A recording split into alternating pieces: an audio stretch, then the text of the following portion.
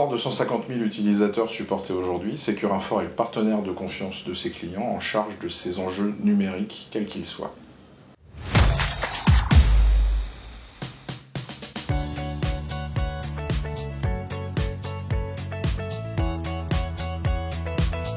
Securinfor est une société qui a été créée en 1986 et dont l'objectif était d'accompagner ses clients et des grands comptes dans la gestion de leurs assets. Alors évidemment, en 1986, la gestion des assets était un petit peu différente, donc au fil du temps, c'est devenu une ESN qui accompagne toujours ses clients dans la durée de vie et dans l'accompagnement de ses utilisateurs.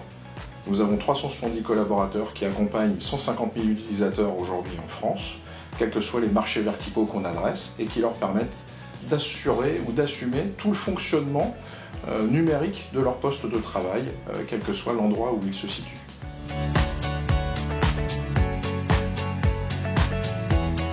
Le savoir-être, en tant que prestataire de service, nous sommes la vitrine de la DSI des clients qui nous confient cette mission. Nos collaborateurs, en ce sens, doivent faire preuve de pédagogie, de réactivité et de professionnalisme pour pouvoir résoudre un problème pour lequel ils ont été sollicités.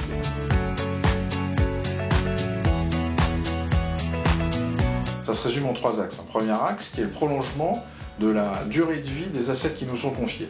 Un deuxième qui est la recyclabilité de ces mêmes assets. Et un troisième qui sera la baisse du bilan carbone des interventions que nous réalisons. Alors évidemment, on ne peut pas parler d'axe stratégique en 2025 sans parler d'intelligence artificielle, cette même intelligence artificielle qui devra nous aider à optimiser nos process et à obtenir des résultats probants sur ces 3 premiers axes.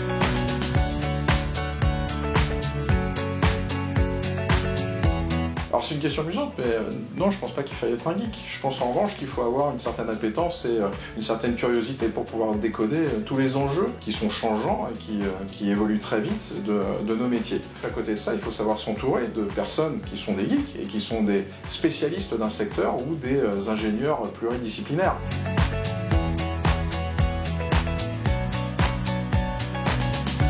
Alors il n'y a pas à proprement parler de première mission, il y a surtout dans un premier temps l'adoption de nouveaux concepts ou de nouveaux process et une posture à avoir pour s'intégrer dans un collectif existant.